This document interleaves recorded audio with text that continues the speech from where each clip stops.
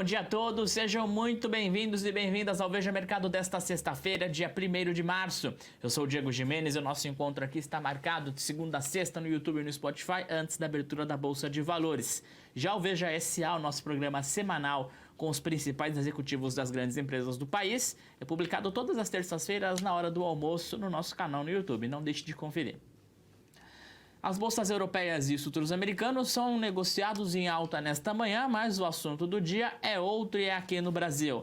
Saiu o resultado do PIB do quarto trimestre do Brasil aqui e o resultado foi estável no quarto trimestre. Com isso, o Brasil acumulou um crescimento de 2,9% em 2023, número depois de alguns trimestres de surpresa que foi dentro do esperado pelo mercado. Dentre as surpresas no ano passado, 2023, o agro, com certeza. O agro teve um crescimento no ano de 15%.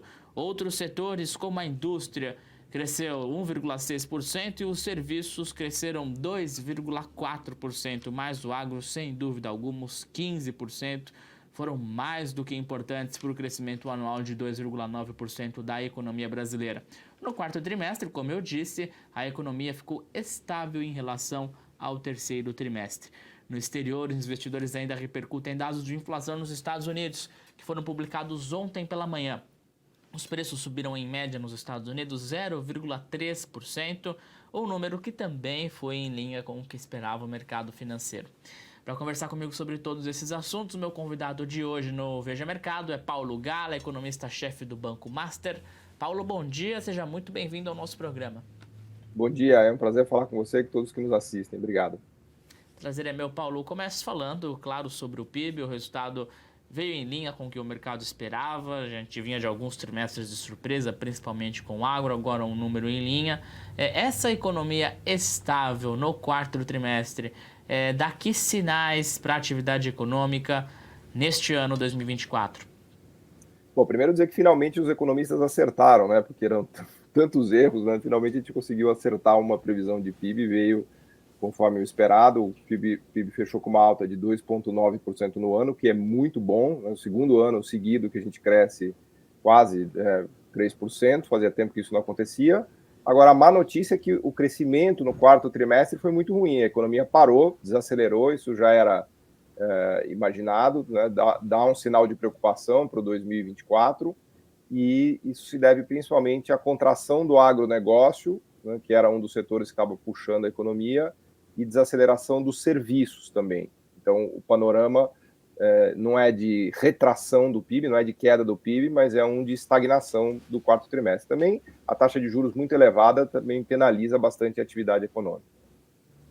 Certo, era disso que eu ia falar, da taxa de juros, porque em agosto começaram os cortes. Quero entender na sua avaliação quando que os efeitos dos cortes de juros serão sentidos na economia, sobretudo no crescimento econômico que a gente está tratando aqui hoje. Esses cortes começam a fazer efeito de verdade mais lá para metade do ano, desse ano de 2024, quando as taxas chegarem na ponta final. Se a gente olhar ainda no PIB, que foi divulgado agora de manhã do ano passado, a gente vê que o investimento, que os economistas chamam de formação bruta de capital fixo, que é a construção de fábricas, de aquisição de máquinas, equipamentos, caiu 2% no ano passado. Esse, aliás, foi uma má notícia que a gente teve no PIB, foi esse comportamento muito ruim do investimento agregado da formação de capital. E esse cenário deve se reverter em 2024, a partir da metade do ano, quando a taxa de juros já vai estar bem mais baixa, possivelmente abaixo de 10%. A gente vai ter uma Selic que nesse ano deve terminar perto dos 9%, enquanto que no ano passado ela estava em quase 14%. Né? Isso faz uma diferença brutal para sinalizar o retorno de investimentos. Né? Certo, você falou de uma surpresa aí negativa no dado do PIB. Algo positivo, algum dado que surpreendeu, algum setor que surpreendeu no quarto trimestre, que mostrou alguma força e que pode indicar uma boa tendência para 2024? Um destaque negativo foi a agropecuária, que caiu muito nesse quarto trimestre, mas quando a gente olha o agregado do ano, eu acho que é importante entender que o ano passado ele cresceu puxado pelo setor de commodities e pelo agro. Né? A gente teve uma expansão de mais de 15% do agro, a parte de commodities, que a gente chama de indústria extrativa, também teve um comportamento exuberante, cresceu quase 9% aqui, estamos falando de extração de petróleo, minério de ferro, né? O Brasil está indo para a casa de 4 milhões de barris dia de petróleo, que é algo fantástico. O Brasil já está entre os 10 maiores produtores de petróleo do mundo, já está próximo do Irã, né? Para você ter ideia de como nossa produção de petróleo aumentou. Isso aparece nos dados do quarto trimestre, uma boa notícia.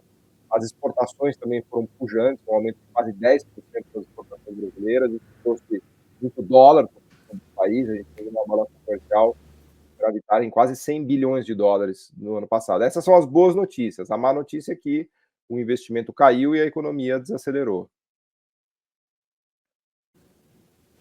Certo, Paulo, continuo falando sobre a economia brasileira, porque nós temos para 2024 uma melhora nas projeções pelo Boletim Focus. Elas começaram lá no ano passado em 1,5%, em janeiro 1,6%, 1,68%, agora 1,75%. São projeções que têm crescido semana após semana. Quero saber se você compartilha dessa melhora no otimismo, ainda que residual, claro. Quais são os motivos que resultaram nessa melhora? E o que a gente pode esperar, então, para 2024, se um crescimento superior a 2% é algo crível de se imaginar? Eu acho que é possível, um crescimento de 2% em 2024 é bastante possível. Os dados de mercado de trabalho estão muito bons. A gente teve a divulgação recentemente do mercado de trabalho de janeiro, com desemprego em 7,6%, abaixo do esperado, mostrando que o mercado de trabalho está mais forte do que se imaginava. Os rendimentos salariais estão aumentando. Então, isso ajuda, a massa salarial está crescendo, isso ajuda também no crescimento. Será um ano de juros bem menor, com o processo de cortes da Selic que o Banco Central está colocando. É um ano em que a gente não vai ter ajuda do agronegócio. Possivelmente o agronegócio vai ficar estabilizado esse ano ou até entrar em contração. Então, a gente não vai ter essa ajuda que a gente teve no ano passado de uma alta de 15% do agro.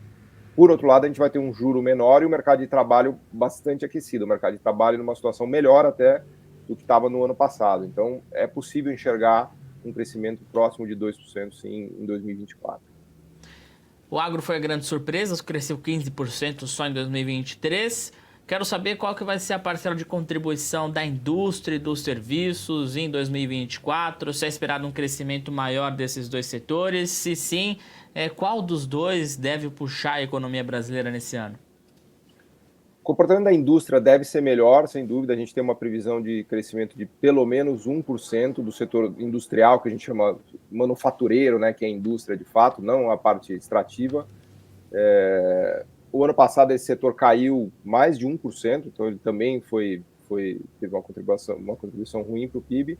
Esse ano a notícia é melhor, porque os juros mais baixos facilitam o crescimento do setor industrial, que é muito intensivo em capital, né? O agro acaba sendo beneficiado porque tem plano safra, tem juros subsidiados, né? Isso ajudou a parte de financiamento do agro. O setor industrial que não tem isso sofre mais, sofreu muito com a taxa de juros alta e esse ano deve se beneficiar desses cortes de juros, assim como o setor de serviços também, que tem apresentado um bom comportamento, né?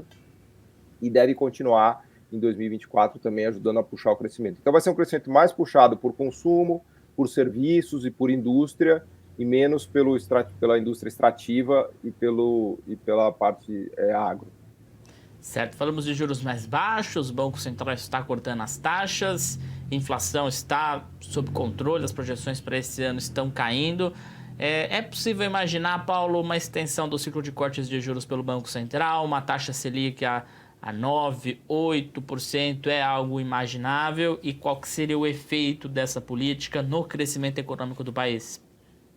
Abaixo de 10%, acho que é o cenário mais provável até o final desse ano. Agora, é difícil dizer se vai parar em 9,5%, 9%, 8,5%, 8%. Isso vai depender muito do que está acontecendo lá nos Estados Unidos. Se o Banco Central americano cortar juros e acelerar o processo de corte de juros, a gente tem um fluxo de capitais que vem para o Brasil e isso acaba facilitando o trabalho do BC brasileiro. Se os juros demorarem para cair nos Estados Unidos, a taxa por aqui também pode ficar um pouco mais elevada. Mas sem dúvida que a contribuição para o crescimento brasileiro dos juros menores esse ano vai ser muito importante. É um ano de que a economia deve andar porque os juros estão caindo, ou seja, é um ano bastante distinto do que foi o ano passado, em que os juros ainda estavam muito elevados.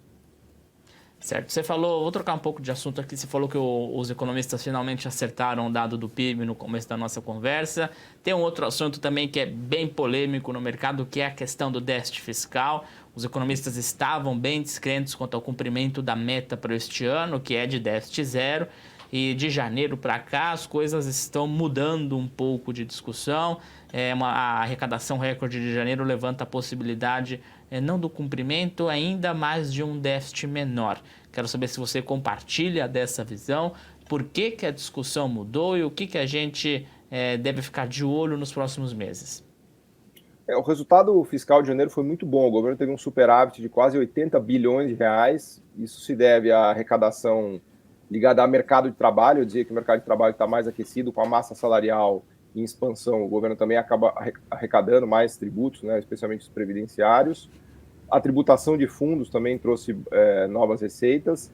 Os dados de arrecadação de fevereiro também estão bastante bons. Então, acho muito difícil a gente atingir um déficit zero, que é a meta que o governo coloca para esse ano, um resultado primário zero, mas um pequeno déficit de 30, 40 bilhões de reais, eu acho que é possível. Então, na medida em que a economia cresce mais do que se esperava, cresce mais do que se imaginava, a arrecadação também aumenta e a situação fiscal melhora. A própria atividade econômica gera maior arrecadação de tributos e isso facilita a vida do governo. Então, acho que é bastante possível imaginar um pequeno déficit esse ano, né, menor até do que o mercado tinha pensado no começo do ano. Legal, você citou também desemprego. Ontem o IBGE divulgou que a taxa de desemprego em janeiro no Brasil foi 7,6%, do número estável. Os estudos da OCDE indicam que o pleno emprego é alcançado quando um país atinge uma taxa de desemprego de 3,6%. Considerando as condições do Brasil, uma economia emergente, é possível afirmar que o Brasil chegou ou está muito próximo desse chamado pleno emprego, Paulo? Eu acho que ainda não. A situação melhorou bastante. Lembrar que a gente teve um desemprego já em 14%, acima de 14% durante a pandemia, que era uma taxa realmente muito elevada. Então, houve um progresso enorme no mercado de trabalho brasileiro, mas acho que a gente está longe ainda de estar numa situação de pleno emprego. Até porque a qualidade dos empregos que a gente tem é ruim. Quando a gente olha o nível salarial, né, por exemplo, o nível salarial médio, a gente tem 100 milhões de pessoas trabalhando hoje no Brasil, com nível salarial médio de 3 mil reais, que é baixo em comparações internacionais. Tem também problema de subemprego, de informalidade. Então, quando a gente abre esse dado do desemprego, é importante qualificar também o tipo de emprego que tem ali, o nível salarial, o nível de qualificação. E o Brasil ainda está um pouco aquém do que seria um mercado de trabalho realmente robusto e aquecido. Certo, Paulo, vou continuar falando sobre economia, mas agora lá nos Estados Unidos, porque ontem saiu a inflação medida aí pelo PCE, que foi dentro do esperado, 0,3% em janeiro. A gente tem discutido o início de juros, de corte de juros lá nos Estados Unidos há algum tempo, se esperava para março agora, já se fala nem em maio, agora sim no segundo semestre. O mercado, esses planos no segundo semestre, eles podem acabar também sendo minados em razão de uma economia norte-americana superaquecida. Existe o risco desses cortes de juros se iniciarem apenas lá no segundo semestre? Acho que o cenário mais provável hoje é que eles comecem a cortar os juros em junho. De fato, o mercado começou o ano com uma expectativa de corte em março, mas eu mesmo achava um pouco otimista demais isso. O Banco Central americano tem muito medo de começar a cortar e depois ter que subir de novo os juros, que isso seria muito ruim. Então, de fato, a inflação já caiu bem, está próxima dos 2%, que é a meta, mas tem dado alguns soluços ainda. O mês de janeiro foi um mês de soluços inflacionários e o Fed, que é o Banco Central americano, está preocupado com esse finalzinho que a gente chama da última milha do controle da inflação, que é trazer do 3 para o 2. Então, eles estão optando por ficar mais conservadores, esperar, de fato, a inflação dar sinais de que vai convergir para esses 2%, do que já sair cortando agora e depois ter que subir, né? Agora, isto posto, é importante dizer que o juro está muito alto nos Estados Unidos, um juro de 5,5 em dólar, né, de curto prazo, é um juro muito elevado para a economia americana, e os sinais são de que os Estados Unidos está, assim, desacelerando, não entrando numa recessão, numa crise, nada disso, mas não há sinais de que a economia esteja superaquecida. Os sinais estão mais apontando na direção de uma desaceleração, que deve contribuir para esse corte de juros começando no mês de junho. Certo, Paulo. Para fechar o nosso programa, uma provocação. A gente tem aqui dados de inflação melhorando no Brasil, as projeções estão dentro da meta estipulada pelo Banco Central. Temos também o ciclo de cortes de juros pelo Banco Central, que estimula a economia, e uma taxa de desemprego baixa, a menor em 10 anos. Um crescimento de 2% esse ano não pode ser considerado conservador? A chance do mercado de se surpreender de novo, na sua avaliação, ela é remota ou ela é alta? Não, é possível, de novo. Eu me sinto um pouco naquela posição da previsão do tempo, né, da meteorologia. Né? Sempre é possível. Então, quando a gente faz previsões econômicas, a gente tem que ter sempre muita humildade, né, porque a economia é um sistema complexo, né, um sistema muito dinâmico, difícil de se prever. Então, né, não seria nenhum absurdo chegar aqui no final do ano e, de novo, o Brasil cresceu 3%. Não é o que está nos nossos cenários, o que está nos nossos modelos, mas não é algo que a gente pode já descartar, com certeza, né? Tá certo. Paulo Gala, economista-chefe do Banco Master, obrigado pela participação aqui no Veja Mercado, e as portas do programa estão sempre abertas. Até uma próxima. Obrigado, foi um prazer. Valeu, até mais. Antes de encerrar, vamos aos assuntos que serão destaques ao longo do dia. E claro, né, gente, o PIB do quarto trimestre do Brasil é o assunto do dia. O número em si do quarto trimestre foi estável, a economia estagnou no quarto trimestre de 2024, mas com isso teve um crescimento acumulado em 2023 de 2,9%. O agro sozinho teve um crescimento de 15% no ano passado, foi quem puxou os dados do PIB, quem provocou as surpresas nas projeções dos economistas. Os serviços cresceram 2,4% e a indústria cresceu 1,6%. Atenção nas projeções para este ano, elas têm melhorado semana após semana, mas ainda estão abaixo dos 2% pelo mercado financeiro. Lá nos Estados Unidos, ontem saíram dados de inflação de janeiro, os preços subiram 0,3%, número em linha com a expectativa do mercado, o que fez as bolsas internacionais subirem. Falando em bolsas, vamos aos futuros do Ibovespa, porque eles também sobem nesta manhã, 0,5%, e o dólar, esse cai 0,5%, cotado a R$ 4,96. Ponto final na edição de hoje do Veja Mercado. Obrigado pela sua companhia, pela sua audiência. O nosso programa é transmitido de segunda a sexta no YouTube e no Spotify, antes da abertura da Bolsa de Valores. O Veja SA é publicado todas as terças-feiras na hora do almoço, com os principais executivos das grandes empresas do país. O Veja Mercado é oferecido pela JHSF. Bom final de semana para você, um bom descanso e até semana que vem.